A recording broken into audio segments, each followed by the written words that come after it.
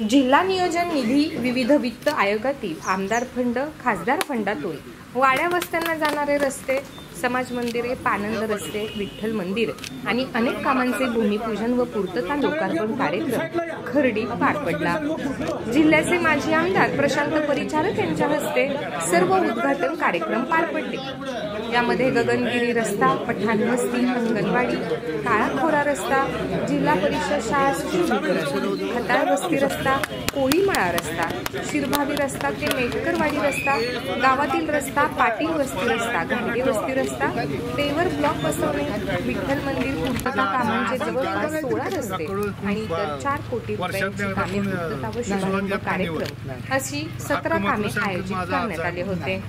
यावेळी युवा नेते प्रणव परिचारक, सरपंच मनीषा सौवाशे, उपसरपंच शरद रोंगे, कृषी उत्पन्न सदस्य महादेव लवटे, दादा मोटे, शिवाजी कृष्णा रोंगे, सीताराम रोंगे, रमेश हाके, अनिल चव्हाण, अमोल रोंगे, हनुमंत पाटील, भारत माळी, कल्याण जाधव आदी उपस्थित होते। कार्यक्रमाची सांगता सीताराम महाराज मठामध्ये करण्यात आली। नांगरून सगळं टाकलं, त्यांनी काय ठेवलं नाही समाधी कोण। एक जण गेलं कोर्टात, हायकोर्टला समज काढलं कोर्टात, माझ्या वडिलांची समाधी मोडली म्हणून। हे असलं होतं उद्योग। आता इथे ट्रॅक पण करायचं म्हणते ती गोल याचा आडवा असं झालंय, असंच गोल फिरायला गोल करायचं मशा नाही करत कोण करत। हॅलो लोकांचीच मत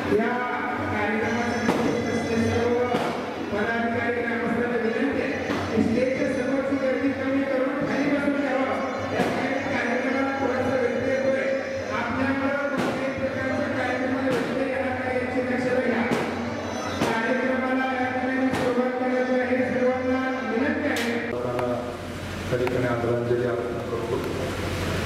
खर्डी ग्रामपंचायतीच्या वतीने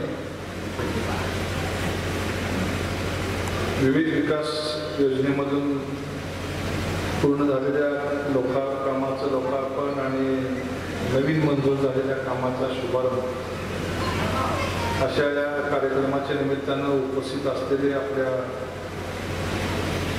गावच्या सरपंच सौ मनीषाताई सवाशे, उपसरपंच शरदराव रोंगे, उपस्थित त्यांचे सगळे सहकारी, व्यासपीठावर उपस्थित असलेले सोसायटीचे चेअरमन, दोन्ही सोसायटीचे चेअरमन, त्यांचे सहकारी,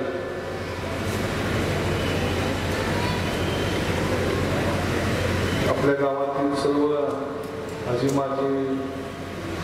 माजी सरपंच, ग्रामपंचायत सदस्य, माजी चेअरमन, त्यांचे सगळे सहकारी, उपस्थित वडीलधारी मंडळी आणि माझ्या तरुण सहकारी मित्रांनो,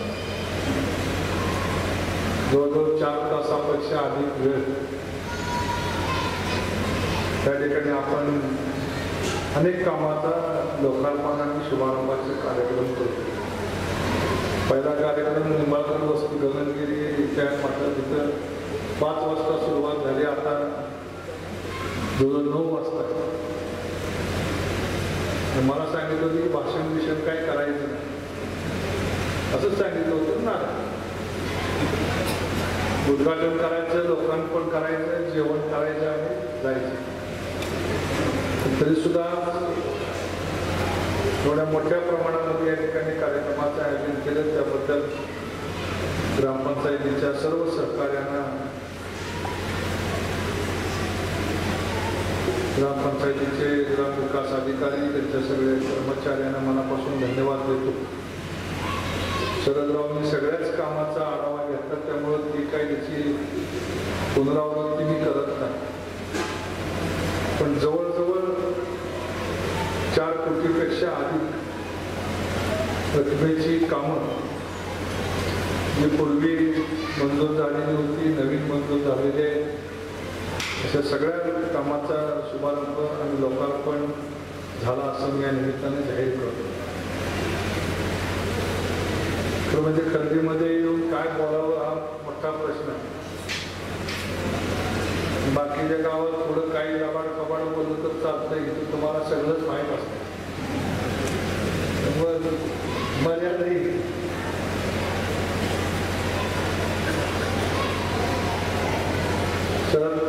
म्हणले तसं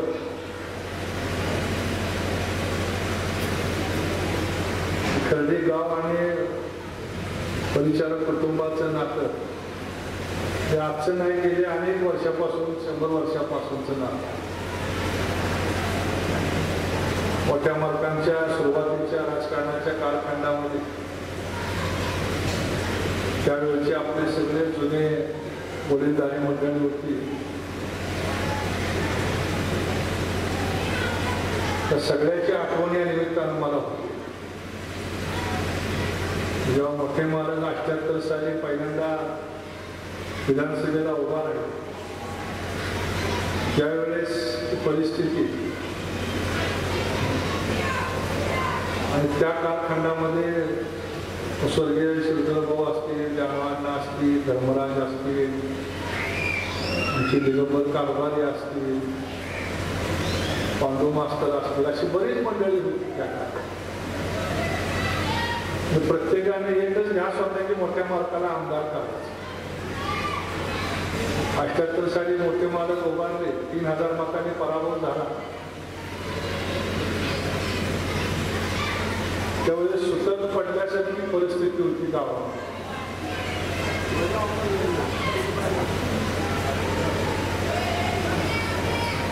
त्यानंतर सगळ्यांनी जिद्द बाळगली आणि 85 साली मोठ्या मालकाला पुन्हा एकदा बहुमतानं आपण त्या ठिकाणी आमदार केलं. 80 साली तात्यासाहेब पिंगळे उभा राहिले. त्यांच्या पाठीमागं मग शेटपळ, कनाळी, गोहाळी, कर्दी, उंबरगाव हा सगळा परिसर त्या ठिकाणी उभा राहिला. आणि मग तिथं पायाभरणी केल्यानंतर 85 साली मोठे मालक आमदार झाले. जवळजवळ 25-30 वर्ष मोठ्या मालकांनी या तालुक्यामध्ये खूप कष्ट घेतले, काम केलं. आज आपण सगळे नवीन पिढीचे साक्षीदार आहोत. आपल्याला जुना इतिहास माहीत नाही. त्या काळामध्ये पंढरपूर तालुक्याची परिस्थिती फार काय अशी सधन नव्हती. निरेच्या पट्ट्यामध्ये जेवढे येतात त्या 10-15 गावात पाणी यायचं. बाकी तालुक्यात कुठं पाणी नव्हतं. नदीवरून पाईपलाईन करायसारख्या परिस्थिती शेतकऱ्यांची नव्हती. मग मोठ्या मालकाने जवळजवळ आपल्या आयुष्यातली 25 वर्ष सगळी त्या कामासाठी वाहून गेली. 85ला मोठे मालक आमदार झाले तेव्हा उजनीचं पाणी तालुक्यात आलं नव्हतं. सुरुवात झाली होती नुकतीच करोड, कानाकोरी, उमरग आला. पण सगळी जवळजवळ तालुक्यातली 94 गावं आपल्या तालुक्यामध्ये. त्यातलं एक बालदी जर गाव सोडलं आणि अर्धक रक्कम तर बाकी 92 गावं ती आपल्या तालुक्यामध्ये इरिगेटेड झाली. जे माळशिरस तालुक्यात गेला तर आज तिथं माळशिरसमध्ये सुद्धा 15-20 गावं, 25 गावं त्याला पाणी नाही आहे. अगदी बारामतीत तुम्ही गेला तर बारामती तालुक्यात सुद्धा त्यांचा पश्चिमेकडचा भाग आहे, तिथं इरिगेशन नाही. पण पंढरपूर तालुक्यामध्ये 2च गावं सोडली तर 92 गावामध्ये आपल्याला इरिगेशन बघायला मिळतं. जिल्हा बँकेच्या माध्यमातून मोठ्या मालकाने जवळजवळ 50 वर्ष त्याला मागल तेवढे पैसे बँकेतनं दिले. आणि या सगळ्याचा परिणाम म्हणून आज पंढरपूर तालुक्यामध्ये 35 ते 40 लाख मेट्रिक टन एवढा ऊस तयार होतो. 4 कारखाने तालुक्यातले, बाहेरचे कारखाने इथनं ऊस नेऊन चालतात. द्राक्ष बागा या ठिकाणी बसल्या, उभा राहिल्या. डाळिंबाचं मार्केट सुरू झालं, बेदाण्याचं मार्केट सुरू झालं. तुम्हाला आश्चर्य वाटेल साखर धंद्यात या तालुक्यात तयार होणारा जो पैसा आहे, जी साखर बनते त्या साखरेचं बाजार मूल्य आज जवळजवळ 1200 ते 1300 कोटी रुपये इतका आपल्या तालुक्याच्या साखरेचं. मार्केट कमिटीमध्ये बेदाण्याचं आणि डाळिंबाचं मार्केट सुरू केलं आपण. मागच्याच महिन्यामध्ये आढावा घेतला तर जवळजवळ 450 ते 500 कोटी रुपये एवढी बेदाण्याची उलाढाल मार्केट कमिटीमध्ये झाली. आणि मग केळी, बोर, बाकीची पिकं हे जवळजवळ 2000 कोटी रुपये आपल्या तालुक्यामध्ये शेतीच्या अर्थव्यवस्थेमध्ये तयार होतो. आणि हा सगळा पैसा इथल्या शेतकऱ्याच्या घरामध्ये होतो. त्यातून समृद्धी किती आहे. पण पूर्वी 50 वर्षापूर्वीचे दिवस आणि आजचे दिवस बघितले तर परत पार झाले. पूर्वी NRDCचं पाणी यायचं तेव्हा पाणी नको म्हणायचं, इतकं पाणी आहे. तर 30-40 वर्षामध्ये सगळीच माणसं शहाणी होत चालली. तर आता परिस्थिती उलटी व्हायला लागली. म्हणजे उजनीच्या पाण्यामुळं रानाला पाणी लागलं म्हणून चर काढा म्हणून लोक मागणी करायची. आता गेल्या 10-20 वर्षामध्ये अशी परिस्थिती झाली की तालुक्यामध्ये पाणी कमी पडतंय अशी उजनीच्या क्षेत्राच्या लोकांची मागणी आहे. आणि ही निरंतर चालणारी प्रक्रिया आहे, ज्यांना मार्ग आपल्याला पुढे काढत जावं लागणार. त्यामुळे सगळे विषय आहेत. भविष्य काळामध्ये आपल्याला काम करायचं आहे. तर म्हणजे आज काय विधानसभेची निवडणूक नाही आहे, पण शरदरावांनी तो विषय छेडला आहे. ठीक आहे, 2009 साली मोठ्या मालकाने आदरणीय पवार साहेबांच्या शब्दाखातर विधानसभेची उमेदवारी माघारी घेतली. विजयसिंह मोहिते पाटलांना उमेदवारी दिली. दुर्दैवानं ते लोकांना आवडलं नाही, लोकांनी पराभव केला. तेव्हापासून 10-15 वर्ष सातत्याने आपण या ठिकाणी राजकारणामध्ये शब्द पाळण्याचीच भूमिका घेतली. मी 6 वर्ष विधान परिषदेवरती आमदार झालो. त्यानंतरच्या निवडणुकीमध्ये पुन्हा एकदा पक्षाने सांगितले की आपण अवताड्याने आमदार उभा करूया. मी म्हणलं ठीक आहे, पार्टी सांगत तसं. त्यांना आपण सगळ्यांनी पाठिंबा दिला, निवडून आणला. लोकांची भावना आहे तालुक्यातला आमदार झाला पाहिजे, खर्डीची भावना आहे खर्डीतला आमदार पण पुन्हा आला पाहिजे. निश्चितपणे एकच सांगतो शरदराव, राजकारण करताना मोठ्या मालकाने अतिशय संयमानं राजकारण केलं. अनेक चढउतार बघितले. योग्य वेळी योग्य निर्णय घेतला जाईल एवढंच मी तुम्हाला सांगतो.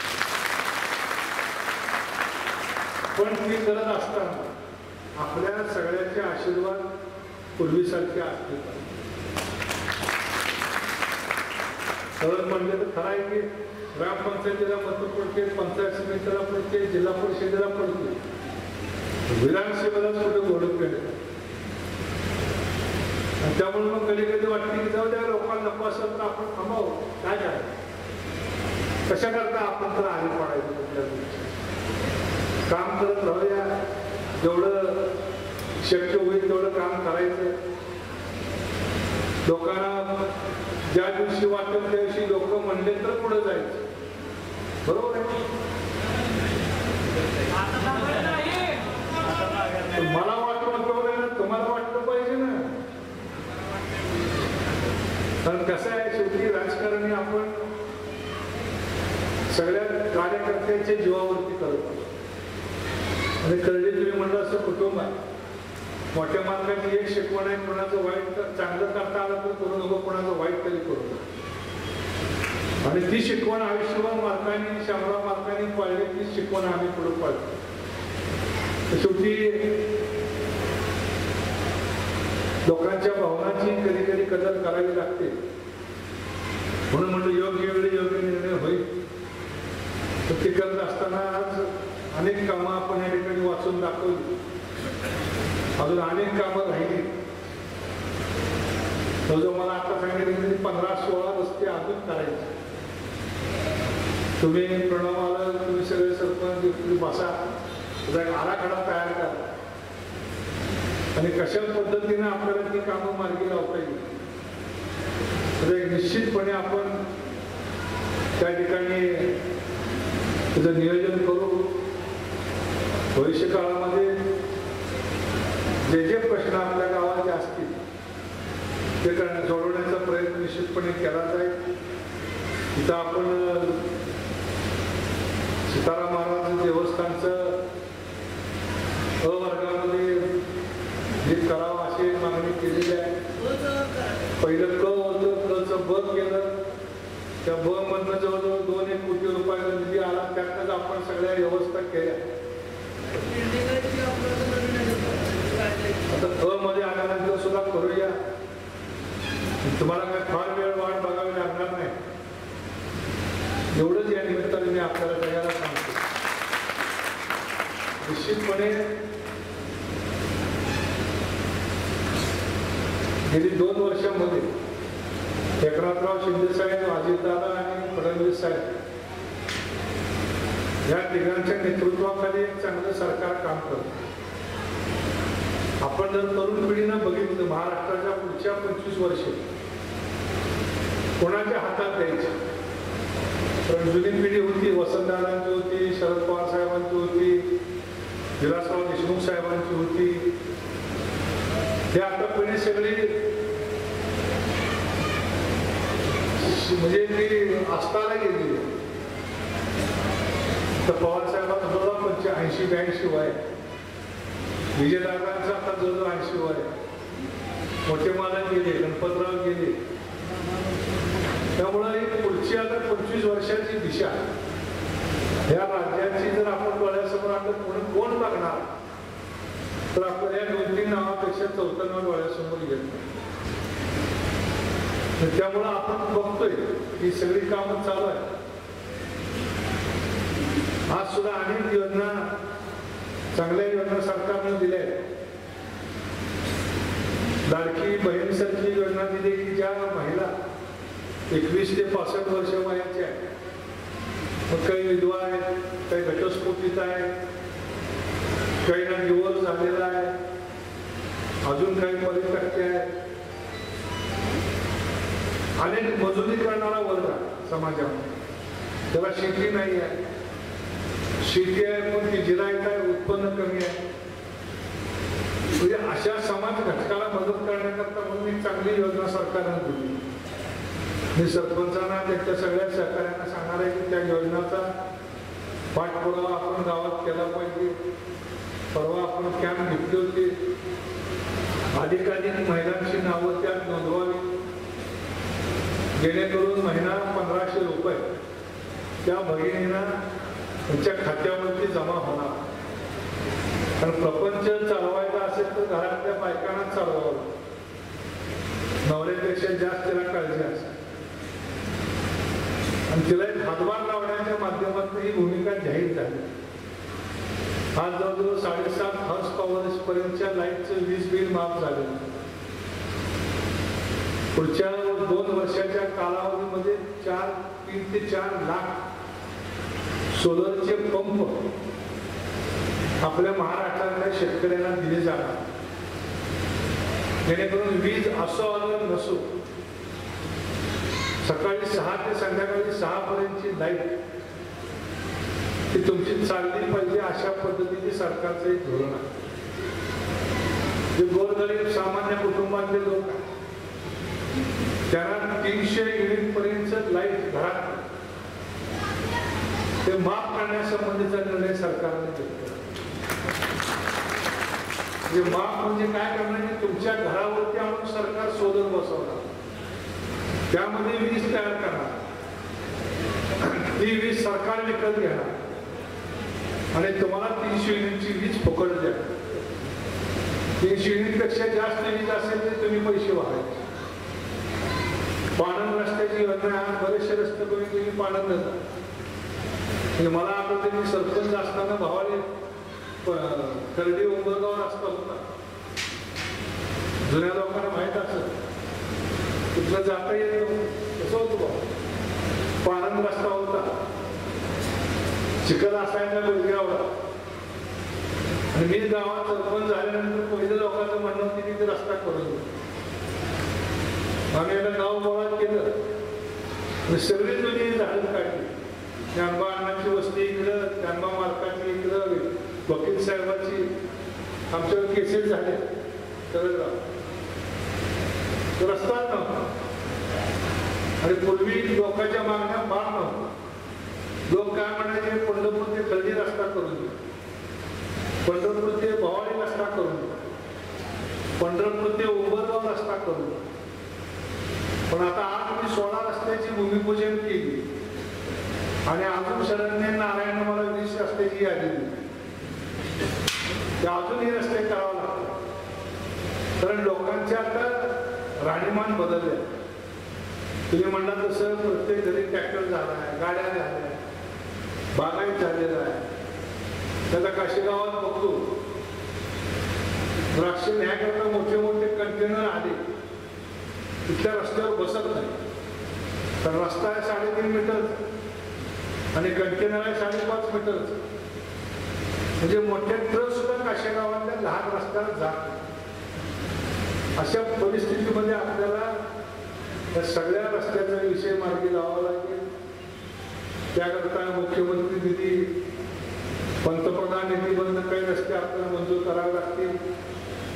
त्याची तुम्ही प्रायोरिटी ठरवा. शाळेच्या बाबतीत तुम्ही सांगितलं की आता मी खटाळ वस्ती या शाळेत गेलो होतो, तिथे शिक्षकांनी सांगितलं की आम्हाला मॉडेल स्कूल बनवायचं, आम्हाला ई-लर्निंगला जायचंय. कारण माझी विनंती राहील सगळ्याच ग्रामस्थांना की शिक्षण बदलते, झपाट्याने बदलते. तुमच्या मुलांना पंढरपूरच्या मुलाबरोबर स्पर्धा करायची नाही, सोलापूरच्या मुलाबरोबर स्पर्धा करायची नाही. तुम्हाला करायची आहे स्पर्धा अमेरिकेतल्या, इंग्लंडच्या मुलांबरोबर. पण जग जवळ आलं.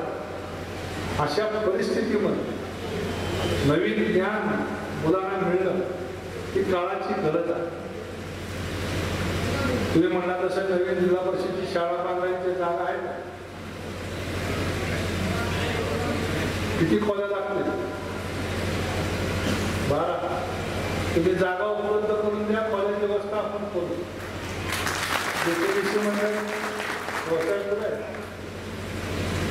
ग्रामसेवक कुठे गेली? जाऊ दे, जागेची उपलब्धता करा. प्रणव, आपल्याला काय सर्व शिक्षण अभियान सारखं एखाद्या अभियानमधून तुम्हाला 2-3 वर्षामध्ये टप्प्याटप्प्याने शाळेच्या खोल्या सुद्धा जेवढ्या पाहिजे तेवढ्या आपण बांधू. जे जे आपल्याला करावं लागेल ते करण्यासंबंधीची भूमिका तुमच्या सगळ्या तरुण सहकार्याची आहे. निश्चितपणे काही भावना आपण या ठिकाणी व्यक्त केल्या. दवाखान्याचा विषय, त्या बाबतीमध्ये सुद्धा डॉक्टरची उपलब्धता होत नाही. त्याच्यामध्ये काय आपल्या एकट्या गावाचं नाही तर संपूर्णच राज्याची परिस्थिती आम्ही बघतो. 1 लाख लोकांमागे आपल्या देशामध्ये 50 डॉक्टर आहेत. 50 डॉक्टर आणि पाहिजे किती 1000 लोकांमागे 1 डॉक्टर पाहिजे. म्हणजे 2000 लोकांमागे 1 डॉक्टर. त्यामुळं परिस्थिती नॉर्मल होईल. नवीन वैद्यकीय महाविद्यालय निघत आहे, डॉक्टर आता बाहेर पडायला लागले. पुढच्या 10 वर्षामध्ये वैद्यकीय सेवा चांगली करायचं नियोजन आहे. तेव्हा ही सगळी कामं आपल्याला भविष्यकाळात करायची. ती करत असताना तुम्ही ज्या काही भावना व्यक्त केल्या निश्चितपणे आपल्याशी सहमत आहे. जुनं जे तंत्रीचं एक जीवपणा होता, एक संघपणा होता. नवीन पिढीला माझी विनंती आहे, जुन्या काळात मी बघितलेला काळ शिवांना तुम्ही बघितला असो. म्हणजे देवाला इकडे बसायचे, शेंद्रभर तिकडे बसायचे, धर्मराज तिकडे बसायचे असं. पण ज्या दिवशी निवडणूक लागली त्या दिवशी सगळे गेले. पारावरून कोणी हालत नव्हतं. बरोबर आहे. मोठ्या मालकाचं इलेक्शन होतं जिल्हा बँकेचं. शंकरराव मोहिते पाटलांनी विरोध उभा केलं होतं मालकाच्या विरोधात. सगळे जिल्हा परिषद, जिल्हा बँकेची मेंबर खर्डीमध्ये आणून ठेवली. आणि ह्या गावातल्या रुळावरून एकही माणूस पलीकडे जाऊ शकत नाही अशी परिस्थिती गावकऱ्यांनी आणून ठेवली. वैद्य पाटलांनी गाड्या पाठवल्या माणसं उचलाय का, आणि एकाही माणसाला गावामध्ये प्रवेश मिळून दिला. म्हणजे इतकी जिद्द त्या कालखंडामध्ये होती. मला आठवते की मालकाचं इलेक्शन नंतर निकाल लागायचा. काय व्हायचं, गुरसाळे गट मागं, भोसर गट मागं, करकम गट मागं, करकम संपला की तुंगत गट पुढं, पुळूस गट पुढं, काशेगाव गट पुढं, वाळवणी गट पुढं, आणि शेवटचा गट फुटायचा खर्डी, आणि त्या खर्डी गटाला नीट मिळायचं 8,010. त्याच्यावरती इलेक्शन पुढे 10,000 जायचं. म्हणजे एवढा एक दिवशीपणा त्या कालखंडामध्ये होता. काळ बदललाय, नवीन पिढी आलेली आहे. पूर्वी एखाद्या घरामध्ये एक कारभारी असायचा, आता घरातल्या सगळ्याच लोकांना वाटते की मला कारभारी केलं पाहिजे. नाही करावं तरी पंचायत, करावं तरी पंचायत. अशा परिस्थितीमधून शरदराव आपल्याला पुढे जायचं. तेव्हा शांतपणे विचार करून तुम्ही ज्या सूचना करताय ते आराखडा तयार करून पुन्हा एकदा पूर्वीसारखं वैभव आपल्याला गावाला देण्यासंबंधीचं काम आपण सगळेजण करू. मी एकटा कोणी काय करणार, तुमची सगळ्यांची साथ असेल तर निश्चितपणे जे वैभव गेली 30, 35, 40 वर्ष आपल्या गावाला आहे, तोच अधिकार, तेच वैभव, तोच दरारा तालुक्यामध्ये आपल्या गावाचा झाला पाहिजे. ही तुमची भूमिका आहे. त्या भूमिकेला आपण सगळ्यांनी स्मरून पुढे काळामध्ये काम करूया. मोकळेपणानं तरुण पिढीला माझी विनंती आहे सगळ्यांना, कधी येत जावा, कधी सांगत जावा. आता नवीन पिढी आहे, आता बापावरनं पोरं ओळखावी लागतात मला, पण 20 वर्षाचा फरक. आमच्यावरची नेबर आता सगळे म्हातारे झाले.